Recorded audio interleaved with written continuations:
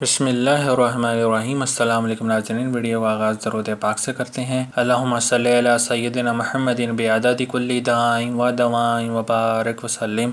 سفر کو جانے سے قبل 2 رکعت نماز پڑھ لینی مستحب ہے۔ رسول اللہ صلی اللہ علیہ وآلہ وسلم کسی شخص کو وداع کرتے تو اس کا ہاتھ پکڑتے اور فرماتے: استودع اللہ دینک و امانتک و آخر عملک۔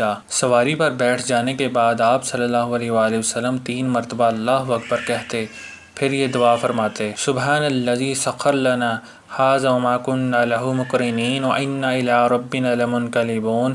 اللہم انا نسألک من سفرنا ھذا البر والتقوی ومن العمل ما ترضى۔ اللہم ھون علینا سفرنا ھذا وطوّل لنا بعدہ۔ اللہم انت الصاحب فی السفر والخلیفۃ فی الأہل۔ اللہم انی اعوذ بک من وعثاء السفر وکآبۃ المنظر وسوء المنقلب فی المال والأہل۔ حضرت انس رضی اللہ تعالیٰ عنہ کہتے ہیں کہ ہم لوگ نبی کریم صلی اللہ علیہ وآلہ وسلم کے ساتھ سفر سے واپس آتے ہوئے مدینہ شریف کی پشت پر پہنچے تو آپ صلی اللہ علیہ وآلہ وسلم نے فرمایا: آئبون تائبون عابدون لربنا حامدون۔